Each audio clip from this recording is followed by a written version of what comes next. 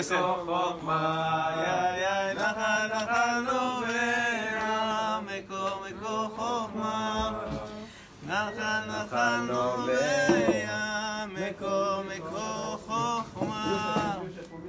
בשם השם נעשה והצליח. בוקר טוב à tous. בעזרת השם סייעתא דשמיא. On est vendredi, Erev Shabbat.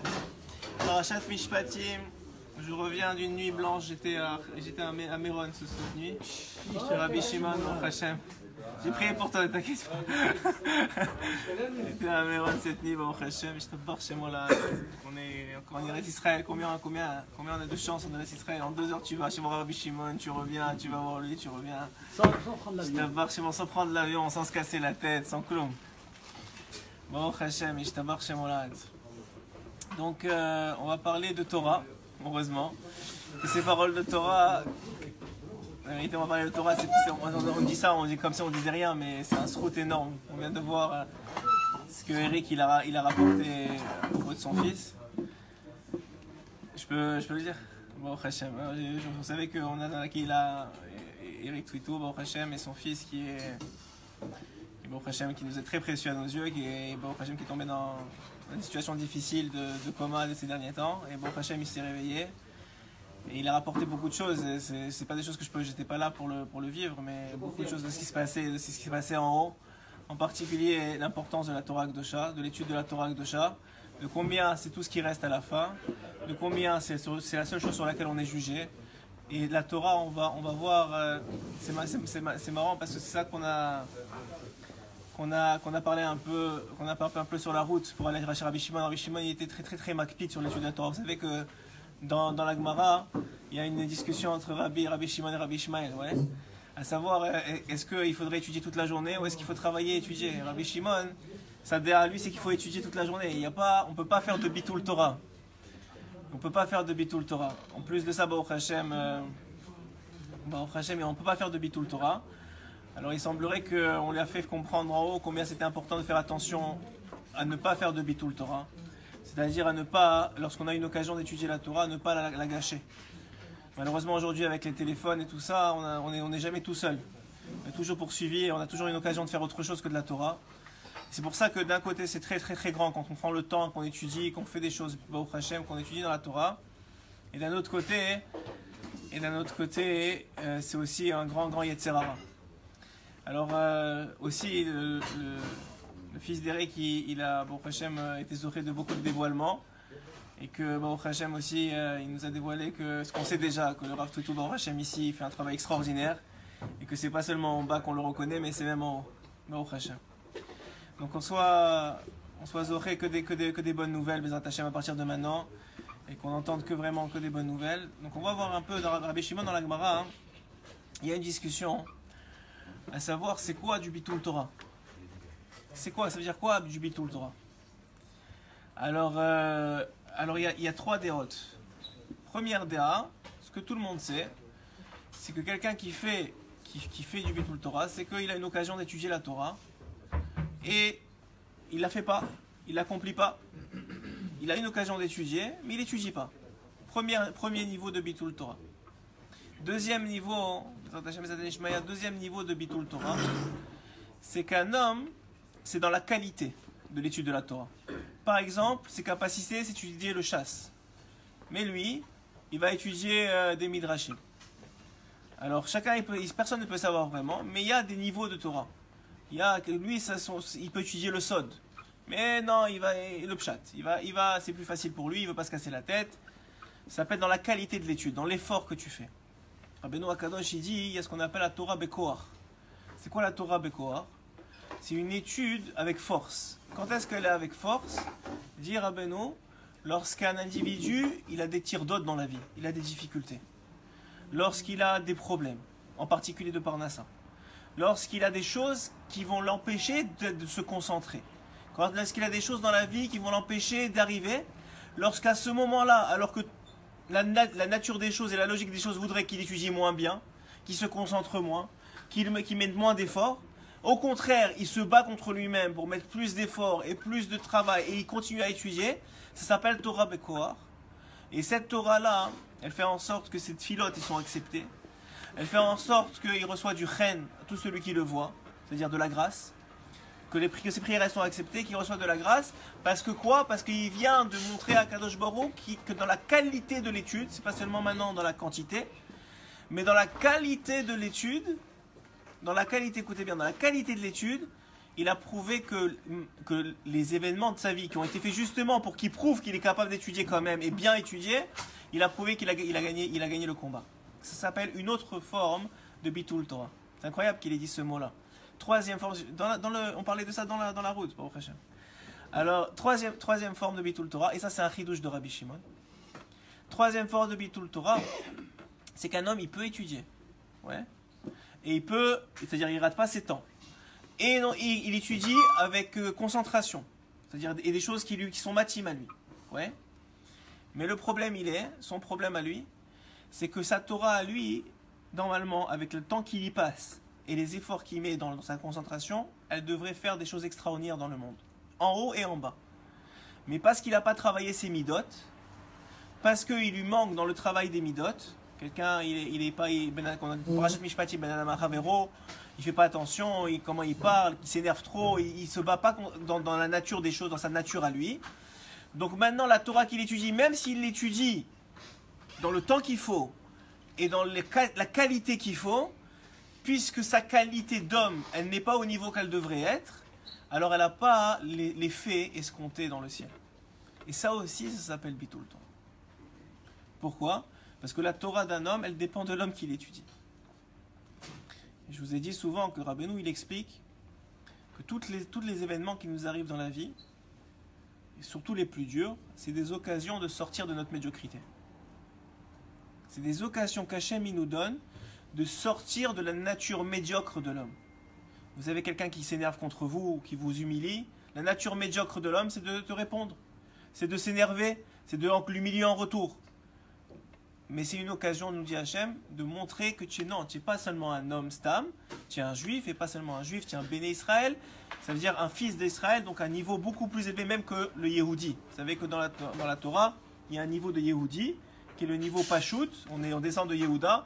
Le niveau Pashut, selon la Torah, c'est quelqu'un qui a au moins un Karatatov. Yehuda, c'est lui qui a reconnu ce qu'il a fait avec Tamar. Au moins, il reconnaît la vérité. Ça, c'est Pashut. Quelqu'un qui ne reconnaît pas la vérité, ça veut dire qu'il nie la présence d'Akadosh Baruch Hu. Quelqu'un qui nie la présence d'Akadosh Baruch Hu, qui ne reconnaît pas la vérité, comme il nous a parlé, moi ça m'a touché Baruch Hashem, je pense que c'est pour ça qu'on en parle aussi, malgré que la vérité tout est écrit, mais quand quelqu'un il revient de là-bas, où il a eu une période difficile, il a fait un coma, quelque chose, il revient, ça nous donne de la émouna. Veut pas, ça nous donne de la émouna. On est comme ça les hommes, on a besoin de savoir qu'il y a un homme comme nous qui a eu une expérience, qui a senti quelque chose, qui a vu quelque chose. Mais sauf, on voit quoi? On voit qu'un homme, il peut, de différents niveaux, rater le coche, pas arriver à ce qu'on lui demande, pas arriver à ce qu'on attend de lui. Et donc quoi? Donc là aussi on voit que ce soit dans la quantité, dans la qualité, ou même dans la qualité des midotes de l'individu. Et quand un homme il arrive à ce niveau-là, alors il doit être face à la vérité. Première chose, il doit être un Yehudi. Un Yehudi, c'est quelqu'un qui admet la vérité. Je suis peut-être pas au niveau, j'y arrive peut-être pas, mais je reconnais la vérité. Je reconnais qu'Hachem il est émet, je reconnais que la Torah elle est émet, je reconnais que les rabbanim ils disent la vérité. Je reconnais la vérité. Je ne suis pas au niveau, mais je reconnais. Ça s'appelle le niveau de Yehudi. Deuxième niveau, beaucoup plus élevé, dit Rabbeinu Akadosh. Premier, l'écoutez Moran, ça s'appelle un Ish Israéli. Un Ish Israéli, c'est un niveau d'Israël. Un niveau d'Israël, c'est l'homme qui va montrer à Kadosh Baruch Hu que les événements de sa vie sont là pour le sortir de la médiocrité, qui vaut mieux qu'un animal. Qui vaut mieux qu'un animal. Un Maaseh Behema, Masechet Sota, Daf Yud, la Gemara, même Daf Yud Dalet là-bas, la Mishnah elle dit qu'une femme sota elle doit amener une offrande. C'est quoi cette offrande? C'est une offrande de mincha, une offrande d'orge. Pourquoi? Parce qu'elle a fait un Maaseh Behema. Elle est soupçonnée d'avoir fait un Maaseh Behema. Elle a agi comme un animal. Quoi? Qu'elle s'est partie avec un homme qui était interdit. La Torah, elle parle, quand vous lisez la Gemara, c'est pas drôle. Elle dit, alors on l'oblige à amener de la nourriture d'un animal. L'orge, c'est la nourriture d'un animal. Pour te rappeler quoi? Tu es descendu aussi bas que ça. Tu n'as pas vu que les événements de ta vie, n'étaient pas là pour t'amener en bas, mais pour t'amener en haut. Tu n'as pas réalisé, on t'a raconté des histoires, il y a des gens qui sont partis de ce monde, ils sont revenus. Il y a des gens qui...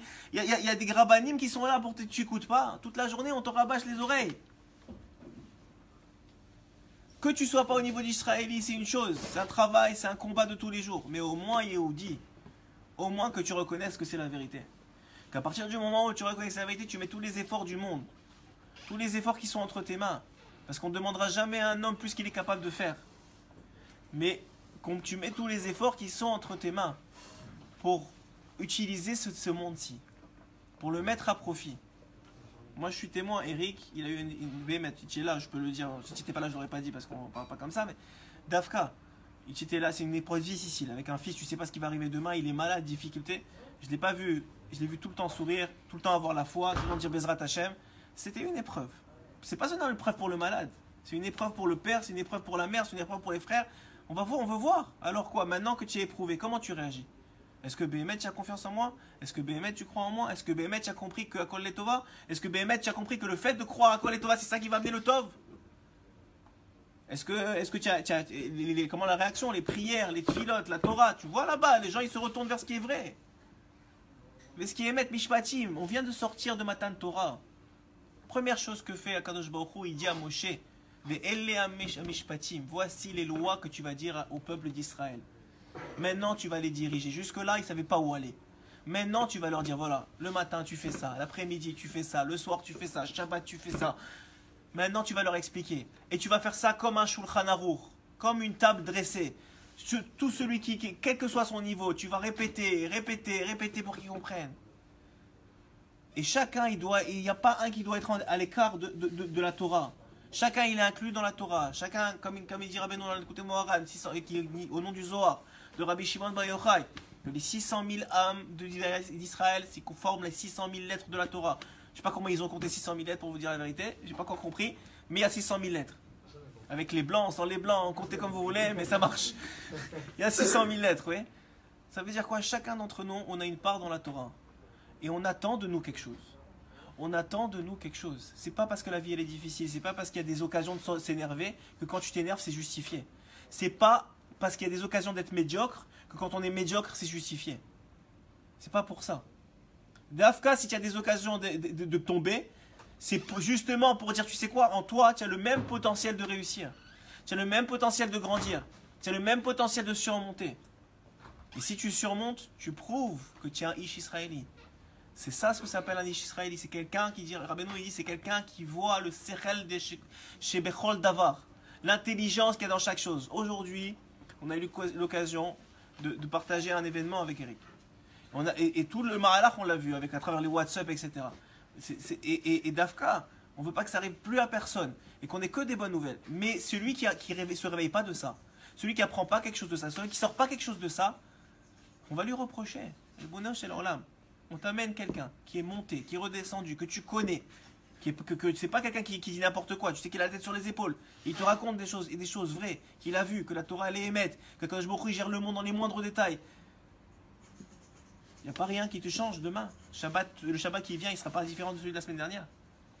L'occasion de t'énerver, tu vas pas la rater encore cette fois-ci. Pourquoi? Le bon Dieu, même pourquoi? Il faut faire comme des savants, il faut que ça passe sur nous. Il faut que la vie elle passe, parce que l'essentiel il n'est pas dans les événements, il est dans les réactions. Je pense que je le répète à chaque fois, mais il est dans les réactions. Comment on réagit? Et tous on tombe, et tous on glisse, comme le savon on glisse. Et on glisse, et on glisse, et on glisse. Mais c'est pas grave, tu glisses une fois, tu glisses 10 fois, tu glisses 1000 fois.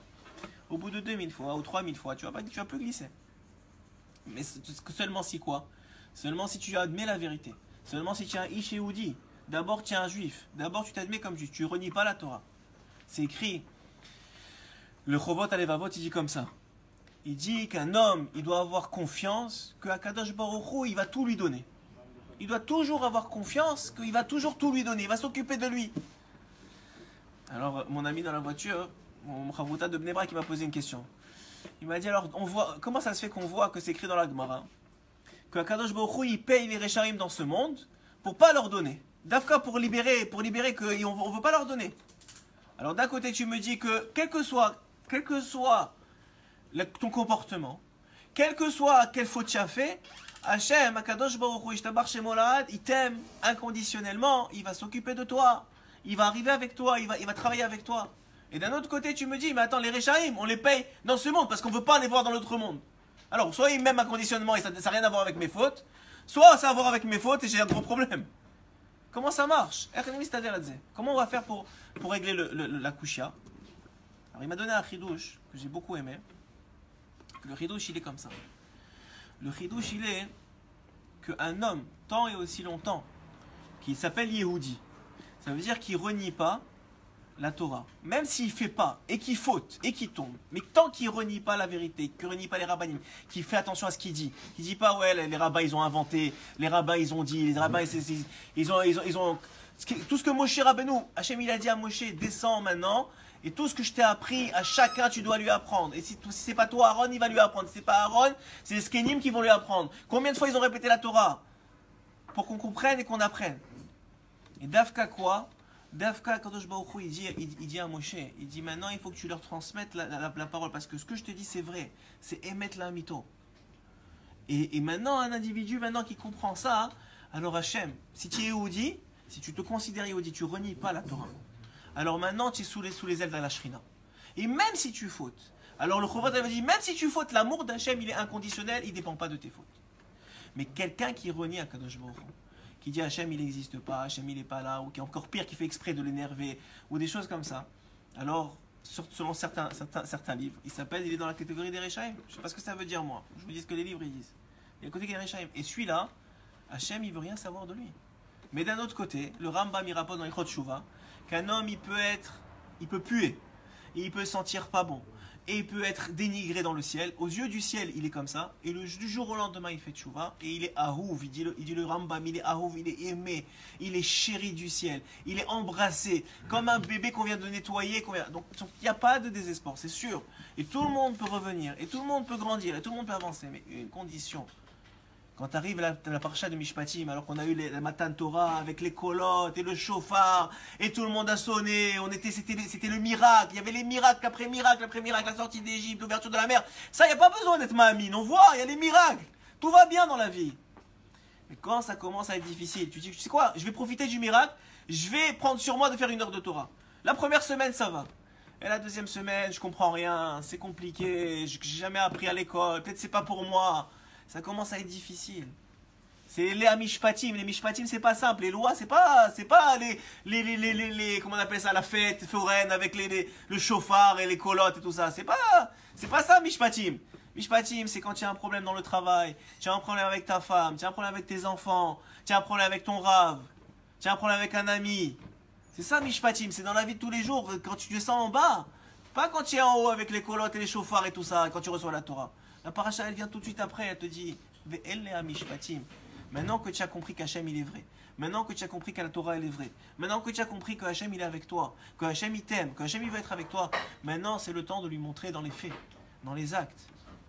Dans les faits, dans les actes, combien on a chacun des occasions d'être médiocre, combien on a chacun des occasions de ne pas relever le défi, et combien chacun, chaque fois qu'il relève un peu le défi, et qu'il accepte que tout vient d'Akadosh Baruch Hu, et qu'il laisse passer, il dit Hachem, ok c'est toi, c'est bon c'est toi, et moi je veux travailler, moi je veux avancer, moi je ne vais pas m'énerver, ou je vais m'énerver moi, ou je vais penser écoute, il y en a qui sont malades, moi j'ai la santé, pourquoi je vais m'énerver sur mon fils? Non, je suis là pour l'éduquer, lui parler oui, l'éduquer oui, mais s'énerver, lama, il y a quelque chose qui ne va pas avec moi, c'est pas avec la personne en face de moi. Qu'il y ait des choses à dire, il faut les dire, quand il y a des choses à régler, il faut les régler. Mais tout béadinout, tout avec intelligence, avec Torah. Aujourd'hui, quand tu as un problème de Torah, il y a des batédinim. Si tu veux régler le din Torah, il y a des batédinim. Tu vas au badin de Torah avec des rabbanim. Ils vont régler la chose comme il faut et tu acceptes. Tu as tout fait selon les règles de l'art, tu n'as rien à te reprocher. Vous savez, quand on est triste, quand est-ce qu'on est triste? Quand on croit, ou quand on sait qu'on n'a pas tout fait pour y arriver. Tu sais, des fois, tu rates des choses dans la vie. Mais si tu sais que tu as tout fait pour y arriver, tu n'es pas triste, même si tu as raté, même si tu es tombé. Tu dis, oh, moi, j'ai tout fait. Tout ce qui était en mon pouvoir, j'ai fait. Mais quand tu n'as pas fait tout ce que tu pouvais, c'est là où tu sens la tristesse monter. Tu dis, peut-être j'aurais fait mieux. Pourquoi j'ai pas fait ça comme ça? Pourquoi j'ai pas fait ça comme ça? Pourquoi j'ai pas appelé celui-là? Pourquoi j'ai pas dit ça? Ouais, pourquoi? Parce que tu sens que tu aurais pu faire plus. Mais quelqu'un qui se bat à chaque instant, et il dit, moi, je donne le maximum. Des fois, c'est se réveiller à 9h, des fois, c'est se réveiller à 7h, des fois, c'est se réveiller à 5h. Mais je donne le maximum chaque jour de ma vie. Et j'avance et je me bats pour être meilleur qu'hier, et être moins médiocre qu'hier. Quelqu'un comme ça, il ne peut pas être triste. Parce qu'il travaille, tout le temps il travaille. Rabbi Yehuda Yakar, Shabbat dernier, il a rapporté une histoire. Il a rapporté une histoire qui m'a beaucoup plu, hein, je vous la ramène. Il a dit comme ça. Il a dit qu'il y avait un rave. Et il y avait t'as plus celle-là aussi, je vois que tu souris. Il y avait un rave. Et il y a un élève c'était un rave et il avait un enfant de la Kihila qui passait comme ça avec la bicyclette. Alors il est tombé de la bicyclette. Et donc, il est tombé devant le rave. Donc le rave il le ramasse, il l'aide, il le remet bien, comme un vrai rave qui s'occupe des autres. Même le plus petit des petits. Et il commence à parler avec lui, il dit ça va, tout va bien. Il lui dit dis-moi, qu'est-ce que tu as appris de la bicyclette? Tu as appris quelque chose de la bicyclette? Qu'est-ce que je vais apprendre de la bicyclette? Ben, c'est une bicyclette. Mon papa il m'a appris à pédaler, depuis je pédale. Je dis mais tu n'as rien appris. Tu sais que Hachem il attend de nous qu'on apprenne de toutes choses. Tu n'as rien appris de la bicyclette. Alors il lui a dit ben non, j'ai rien appris. Moi je fais de la bicyclette, c'est déjà très bien. Il dit regarde, je vais t'apprendre quelque chose que moi j'ai appris de la bicyclette. Il dit c'est quoi que tu as appris de la bicyclette? Il lui a dit quand la bicyclette pour qu'elle marche, il faut tout le temps pédaler. Si tu arrêtes de pédaler, tu vas tomber. Tu vois, tu viens de tomber. Pourquoi? Parce que tu as dérapé, ton pied il a lâché, tu as arrêté de pédaler, tu as perdu l'équilibre, tu es tombé. Tant que tu pédales, tu ne tombes pas. Mais tu sais, il y a un deuxième enseignement, ça c'était le plus beau. Il y a un deuxième enseignement que j'ai appris de la bicyclette. C'est que quand c'est dur, c'est que tu montes. Et quand c'est facile, c'est que tu descends. Quand tu es en bicyclette et que c'est facile, c'est que tu es en train de descendre. Quand tu es en bicyclette et que tu pédales et que c'est dur, c'est que tu montes. Quand tu te bats contre toi-même, quand tu te bats contre les aimants de ta vie, quand tu te bats contre la fainéantise et la colère et l'arrogance et tout ce que tu veux, c'est que tu es en train de monter, c'est pas que tu es en train de descendre. Mais le Tsera, qu'est-ce qu'il fait? Quand tu es en bas, il ferme les volets, il met l'écran plat là, avec le faux paysage de la mer en face de toi et les arbres, etc. Donc tu as l'impression qu'il n'y a aucun problème. Et quand tu es en train de monter, il lève l'écran et là tu vois le désert et les nechashim et les scorpions et les serpents. Tu es en train de monter, tu dis attends, mais je comprends pas, là j'ai peur, qu'est-ce qui se passe, d'où ça vient? Tu vois tout ce qui va pas chez toi. Tu dis alors non, moi je veux quand c'est tout beau. Mais Dafka c'est le contraire, c'est le contraire qu'il dit. Il dit quand tu montes et que c'est dur, c'est parce que tu es en train de monter, tu es en train de te battre, tu es en train d'avancer, tu es en train de grandir. Quand tu ne comprends pas une Gemara, tu peux fermer le livre, c'est vrai. Mais tu peux demander à quelqu'un, bon, Hachem, ici on a des Avrechim, le Rav il a mis des Avrechim qui sont là pour tout le monde. Béhémet, on dirait qu'il les a scrutés avant, il leur a dit si vous n'étiez pas là pour les gens qui viennent vous demander des questions, ne rentrez pas au collège. Hein? C'est vrai, c'est ce qu'il a fait. C'est ce qu'il a fait, Dafka. Alors on voit quoi? Que Béhémet, ils sont là, on leur demande, Béhémet, plus important que leur propre Torah, et c'est rare, moi je vous dis c'est très rare, que des Avrechim, que plus important que leur propre avancement, que leur propre Torah, c'est la Torah des autres, qui aident des gens qui sont là, qui viennent d'étudier avec eux. Ils s'arrêtent dans leur étude, n'importe quelle question que tu as, il va, moi combien de fois j'ai eu des questions, des Avrechim, des Chavruta, ils arrêtent son étude à lui, il va, il cherche dans les livres, il me la ramène, il m'amène la référence, pour tout ça pourquoi? Alors qu'il est en train d'étudier, il peut ne pas me répondre. Dafka, hein, ça on voit à travers l'enseignement de Mishpatim. Kadosh Baruch Hu, il a enseigné à Moshe. Et même Moshe, il ne savait pas. 40 jours, 40 nuits, il n'arrivait pas. Jusqu'à que Moshe lui a dit, j'y comprends rien. Il a dit, ok, c'est bon, maintenant que tu as admis que tu comprends rien, maintenant que tu as compris que tu comprends rien, c'est déjà un grand enseignement.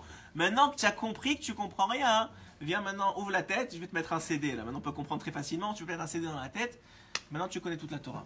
Mais cette Torah-là, que tu ne comprenais pas avant et que moi je t'ai mis comme cadeau, maintenant elle n'est pas pour toi. La Torah elle est pour les autres, et pour que tu l'enseignes, pour que tu apprennes. Qu'est-ce qu'on demande? On demande dans la tefila du matin, avant Shema Israël, je t'en supplie Hachem qu'on n'ait pas honte et qu'on soit capable d'apprendre et d'enseigner. Pourquoi? Chacun d'entre nous, Rabbeinu Akadosh il dit, chacun d'entre nous, on a des neshamot connectés. Chacun il a 300, 400, 1000, 2000, 6000, 10 000 qu'il peut lui renseigner. Qui sont en dessous, ça veut rien dire, mais qui sont à des niveaux que tu peux leur enseigner. Et toi, tu apprends de plus haut que toi, ou quelqu'un qui est aussi, que toi tu es dans sa khavila à lui, dans son groupe à lui. Et comme ça avance. Chacun il est capable. Chacun il a sa part dans la Torah. Chacun il est capable. La seule chose, c'est d'abord d'être un Yehudi. D'abord de reconnaître la vérité. Parce que combien de fois on a vu des gens même qui sont passés eux-mêmes par la maladie. Et qui ont été sauvés. et qui sont sortis de la maladie. Et au début, c'était tout feu, tout flamme. Et après, petit à petit, ça s'est redescendu normal, comme ils étaient avant. Pourtant, ils ont vécu des miracles. Mais les miracles, ça ne suffit pas. Nous aussi, on a vécu des miracles. Quand on est sorti d'Égypte, on a vécu des miracles. À l'ouverture de la mer, on a vécu des miracles. Qu'est-ce qui est arrivé juste après Matan Torah? On a fait le veau d'or. Pourquoi ça ne suffit pas, les miracles? Parce que en fonction du miracle, tu montes de niveau. Quand tu connais plus Hachem et tu vois Hachem dans ta vie, tu montes de niveau. Et quand tu montes de niveau, ton Yetzerara, c'est l'enseignement de la Gemara, Maseret Brachot, ton Yetzerara, il monte avec toi.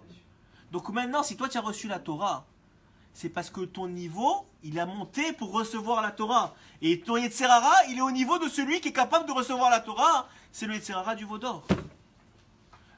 Ils n'auraient pas pu faire le veau d'or s'ils n'avaient pas reçu la Torah. C'était impossible d'avoir ce Yetzerara là. La Gemara, elle rapporte à propos du roi Ménaché que Rav Ashi, il est venu voir le Rav Ménaché. Il n'est pas venu voir le Rav Ménaché. Il était en train de parler au Kollel. Il était en train d'étudier. Ils étaient en train d'étudier la Torah sur le Rav Ménaché. Et pendant la discussion, au lieu de dire le roi Ménaché, Melech Ménaché, il disait Ménaché. Ménaché, il a fait ça, Ménaché, il a fait ça, Ménaché, il a fait ça. Alors, le Rav Ashi rentre chez lui, il mange, il dort, il s'endort. Et le roi Ménaché, il faut attention de dire Melech Ménaché, le roi Ménaché, il vient dans son rêve. Il lui dit, dis-moi, toi et moi, on est copains, on se connaît. Depuis quand tu m'appelles Ménaché? Devant tout le monde, comme ça, tu m'appelles, on dirait que je suis rien du tout. Tu sauras que je suis de la lignée de Yehuda, je suis un roi. Comment tu me parles comme ça? Il dit, oui, mais quand même, tu connaissais tellement de Torah, et tu as fait faire Avodah Zara à toi, à Israël. Comment tu as pu faire une chose pareille? Qu'est-ce qu'il lui a répondu? Il n'était pas tunisien, mais je voulais faire une tunisienne. Il lui a dit, si tu avais toi, avec ta djellaba là, si tu étais avec ta djellaba, à mon époque, tu aurais pris ta djellaba, les ponts de ta djellaba, tu l'aurais sauvé, tu aurais couru comme ça derrière la Avodah Zara. Pas tu aurais fait Avodah Zara, tu aurais couru derrière. Qu'est-ce que ça veut dire cette réponse-là? Qu'est-ce que ça veut dire? Alors le Shmuelevitch, il répond, il dit cette réponse-là, c'est que le Rav Menaché, il est en train de dire à Rav Ashi, qui est beaucoup plus tard, qui est arrivé beaucoup plus tard dans le temps, il est en train de lui dire, sache que si tu as vu tant de Avodah Zara de mon époque, je suis tombé tellement bas, c'est parce qu'en vérité j'avais dafka tellement de Torah.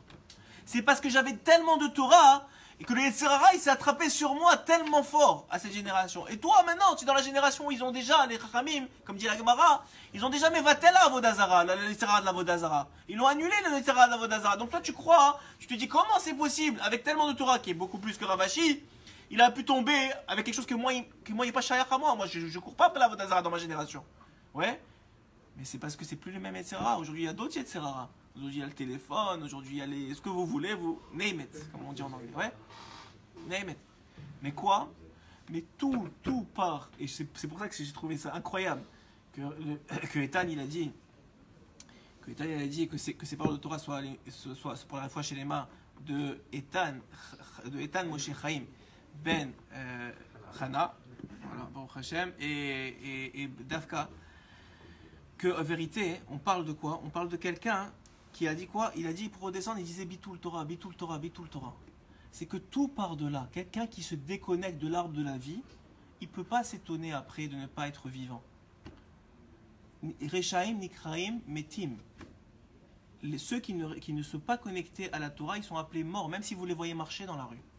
Pourquoi ils sont appelés morts? Parce qu'ils sont en descente. Ils sont sur la bicyclette en descente. Ils ne sont pas en montée. Quelqu'un qui ne monte pas, il est mort. Qu'est-ce qu'il fait dans ce monde?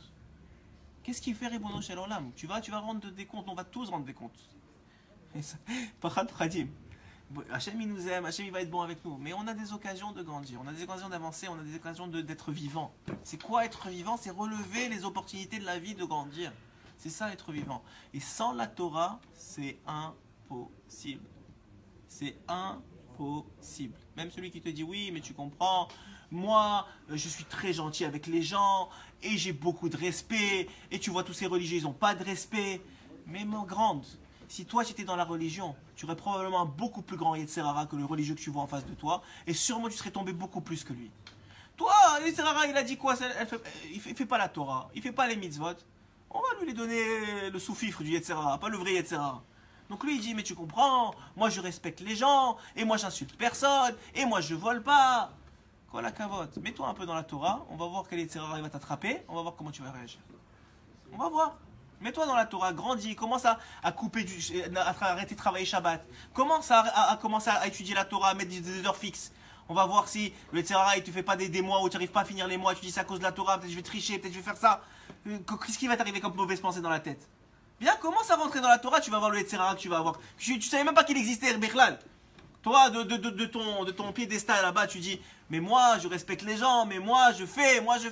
Mais quelqu'un sait que c'est quoi ton Yetzirah? Quelqu'un, il connaît le niveau de ton Yetzirah? C'est écrit dans ma Masechet Brachot. C'est écrit quand un homme il va se partir de ce monde, il y a deux options. Soit c'est un très grand sadique, et à ce moment-là, il va voir que quand il va sortir de là, avant ça, il va voir que son Yetzirah, il était énorme. C'était inimaginable. Soit tu n'es pas quelqu'un qui était sadique, et ce qui avait l'air très très facile, en vérité, il est tout petit, c'est rien du tout. C'est un Yetzirah de rien du tout. Et lui, il a dit, ouais, j'ai réussi, mais c'était rien du tout. Mais qui peut savoir ça? Il n'y a que Kadosh Baruch Hu qui peut savoir ça. Et en fonction, nous dit la Gemara, en fonction de l'épreuve, du Nisayon, la capacité. Tu vois quelqu'un qui a un grand Nisayon dans la vie. Quelqu'un, il a des problèmes, je sais pas, moi, il est attiré par les femmes, il est attiré par l'argent, ce que tu veux. Ne juge pas, tu sais pas c'est quoi son Yetzirah. Tu sais pas d'où il sort. Tu sais, toi, avec toi, tu sais ce que tu sais qu'est-ce qu'il y a en toi. Toi, tu sais qu'est-ce qu'il y a en toi. Ce qu'il y a en toi, tu te bats, tu avances. Hier, je me suis énervé alors que j'aurais pas dû. Aujourd'hui, je m'énerve moins. Hier, j'étais pressé. Aujourd'hui, je suis moins pressé. Pourquoi? Hachem, il va s'occuper. Hachem, il arrive. Mais quand il s'agit de la Torah, d'être mis dans la Torah, d'étudier, de se sacrifier, d'avancer, c'est tout ce qui reste. C'est pas moi qui l'ai dit, bon, Hachem, pour une fois. C'est pas moi qui l'ai dit. C'est tout ce qui reste. C'est tout ce qui reste. La refoua, tout ça. Pourquoi Hachem? Il te réveille, il te des électrochocs. Réveille-toi, mon fils. Je veux de toi au Gan Eden. Je veux de toi au Gan Eden. Il y a un pirouche qui dit comme ça. Non, pas le Maharal, le Ramchal. Le Ramchal, il rapporte comme ça. Le Ramchal, dans son livre, non, pas Mesilat Yesharim, dans Derech Hashem, voilà. Dans Derech Hashem, merci. Dans Derech Hashem, là-bas, il dit comme ça. Il dit qu'un homme, lorsqu'il va se battre contre son Yetzirah, il va recevoir des récompenses, ouais. Il va recevoir des récompenses. Au Olam Haba, il va recevoir des piles et des piles et des piles de récompenses. Mais il y a un Zohar que Rabbi Shimon il dit que celui qui n'a pas étudié le sod de la Torah, il n'a pas le droit au Olam Haba. Il n'a pas le droit. Et celui qui n'a pas étudié les secrets de la Torah, il n'a pas le droit au Olam Haba. Alors le Ramchal, il demande, qu'est-ce que ça veut dire, il n'a pas le droit au Olam Haba? Le gars, il a étudié la Gemara, il a étudié les halachot, il a fait des mitzvot, il n'a pas le droit au Olam Haba? Comment c'est possible une telle chose? Il écoutez bien le Ramchal. Il dit, le Ramchal, dans notre Neshama, il y a des halakim, il y a des parties de notre Neshama. Et il y a des parties ils ont été mis dans le Neshama seulement pour étudier le Sod. Ces parties-là, elles sont seulement là pour étudier les secrets de la Torah. Et ces parties-là, elles vont pas monter, elles vont pas avoir de Olam Haba parce que tu n'as pas étudié le Sod. C'est pas que toi, tu vas pas avoir du Olam Haba. Toi, tu as étudié, tu as fait des mitzvot, tu as été droit, tu as été honnête, tu as fait des choses, tu vas avoir Olam Haba. Mais la partie de toi qui était censée étudier le Sod et qui n'a pas étudié, nous dit Rabbi Shimon, elle n'aura pas le droit au Olam Haba. C'est pour ça qu'un homme, surtout aujourd'hui, dans les dernières générations, il y a deux travaux à faire. Il y a un travail qui s'appelle qu'on a une mitzvah de connaître toute la Torah. À tel point que le Rambam il dit, c'est quoi la mitzvah d'enseigner à son fils? La mitzvah d'enseigner à son fils, c'est quoi? C'est qu'il sache au moins une fois dans sa vie toutes les halachot avec leur explication minimale. La source minimale dans la Torah. C'est ça connaître toute la Torah. Toutes les halachot qui existent. Avec leur explication minimale, ça s'appelle connaître toute la Torah. Au moins une fois dans sa vie. Même s'il oublie la seconde d'après, tu auras accompli le rôle de père d'enseigner à son fils. Chacun à son niveau, on va y arriver un petit peu. Même un petit peu, c'est bien, il a dit Rabbeinu. Ça, c'est une première chose. Mais il y a une autre chose dans la Torah, c'est l'étude Becheshek. Si vous, dit Rabbeinu Akadosh Rabbi Nachman de Breslev, si vous avez un plaisir dans une certaine partie de la Torah, c'est pas pour rien. Hachem, il t'attire vers la chose. Quelqu'un, par exemple, il m'a dit, après le shiur de dimanche soir, il m'a dit, moi, la Gemara, je peux pas. La Gemara, c'est hyper difficile, j'y arrive pas. Mais tu me donnes du Ramchal, tu me donnes du Rabbeinu, tu me donnes du Sod, des heures et des heures, je peux lire, je me sens vivre. Mais la Gemara, j'ai l'impression de mourir. Qu'est-ce qu'il fait cet homme-là? D'un côté, on te dit, il faut que tu utilises ce pourquoi tu as du réchec. Parce que c'est pas pour rien. Ça fait partie de ton tikkun. Si tu as du plaisir dans cette Torah-là, ça veut dire que ça fait partie de ton tikkun. Tu dois étudier ce genre de Torah-là. Mais d'un autre côté, on te dit, les fum Sarah Agra, la Mishnah, plus petite Mishnah qui existe, en fonction de l'effort et de la récompense. Qu'est-ce que ça veut dire? Ça veut dire que s'il c'est de la difficulté, là aussi, il doit étudier. Donc il doit avoir 2 sédarim, c'est tout. Il doit avoir 2 sédar, deux sédar. Un sédar de ce qu'il aime. Quand par exemple, c'est difficile pour lui, etc., il a des sédarim, des temps pour ce qu'il aime. Et ça doit être même la majorité selon certaines opinions. Mais il doit avoir absolument un sédar de Gemara. Comme il dit Rabbeinu, c'est le sod de tout. Et de l'Acha, c'est la base. Même si c'est difficile, même si c'est ardu, même s'il n'aime pas, tu rentres dans Baba Kama, Baba Messia, t'as envie de te tirer une balle. Ouais, tu te dis pourquoi est-ce que Hachem il a mis des choses comme ça dans la Gemara pour me m'enseigner maintenant aujourd'hui à mon époque. Et lui, il a tiré le lac de lui, et il a tiré le taureau, et lui, de telle partie, à qui ça appartient. Mais tu deviens fou. Ouais. Et tu vois, c'est pas les agadotes et les trucs. Mais même ça, Dafka, ça c'est les fum Tsara Agra. Ça s'appelle aussi ne pas faire tout le Torah. Ça s'appelle aussi. Vas-y. Ça s'appelle étudier vraiment l'Ishma. Ça s'appelle l'Ishma. Mais selon Rabbeinu, même celui qui étudie avec Réchek, c'est l'Ishma. Rabbi Nathan, il rapporte dans l'Écouté à la Chod. La raison pour laquelle Hachem il a fait des si beaux fruits et des si belles choses à manger dans le monde, c'est pour donner le Réchek, le plaisir, et surtout la volonté de l'homme de bénir Hachem. S'il y a des choses aussi belles dans le monde, dit Rabbi Nathan, dans les halachot de bénédiction pour la senteur, il dit là-bas, Rabbi Nathan, qu'un homme, pourquoi Hachem il a mis tellement de beaux fruits? Pour qu'il ait envie des fruits. Mais pas pour le fruit lui-même, pour qu'il ait envie de bénir Hachem pour le fruit.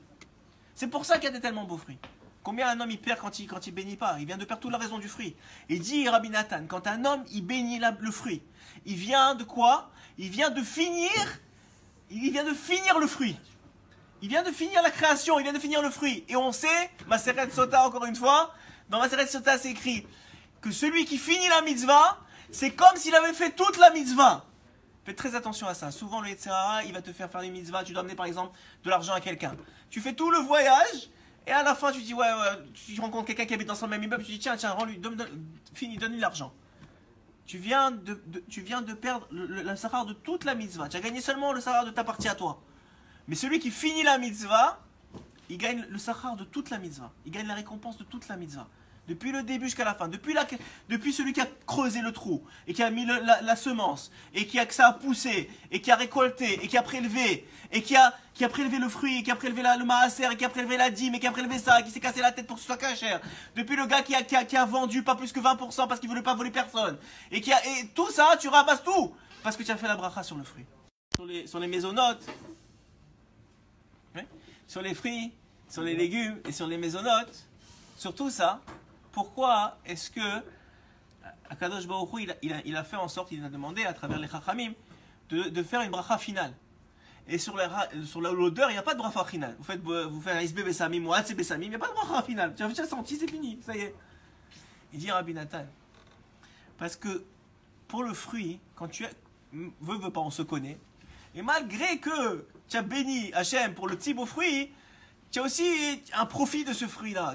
Tu vas être rassasié, tu vas servir Hachem avec, tu as un profit. Mais dans ce profit-là aussi, il doit revenir vers Akadosh Baruch Hu, il doit le ramener vers Akadosh Baruch Hu. Donc il y a une bracha finale pour finir complètement, même les détritus qui vont avec le fruit, ils sont ramenés vers Hachem. Mais la senteur, vu que l'odorat, c'est le seul sens qui n'a pas fauté au temps de la Rishon, c'est le sens qui est directement attaché à la Neshama. Pour ça, par exemple, que le jour de Kippour, on a le droit de sentir. Vous voyez ? C'est le sens qui est attaché directement à la Neshama. Donc là, tu n'as pas besoin de faire la bracha pour faire monter ce que tu viens de manger. C'est directement monté. La senteur, c'est un profit de l'âme. C'est pas un profit du corps, la senteur.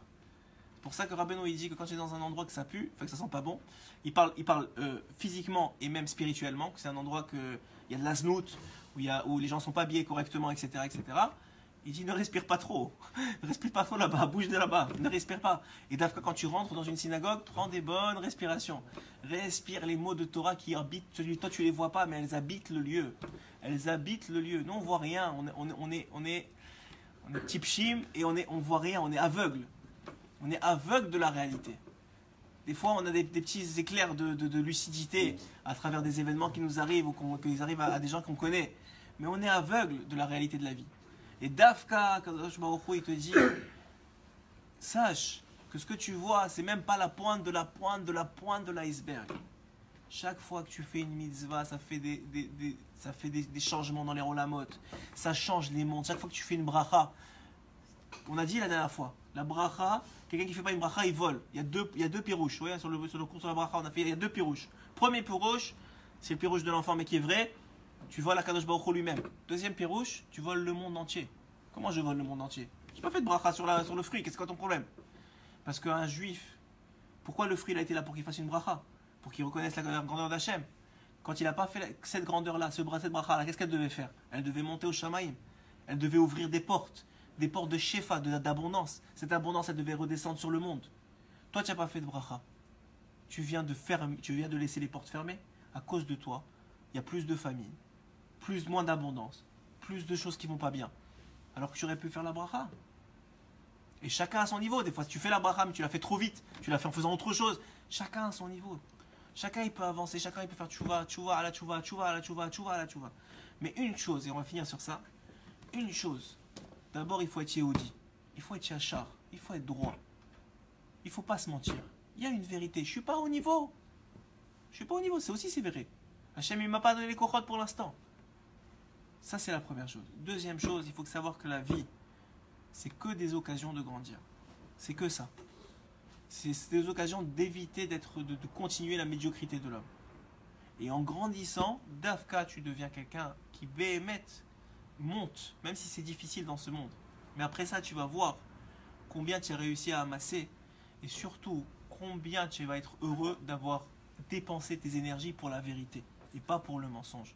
Que ces énergies-là que tu vas dépenser, tu les as directement amenées avec toi. Pas qu'ils sont restés dans ce monde-ci, dans la terre. Comme la poubelle, quand tu manges, il y a une partie qui va aux toilettes.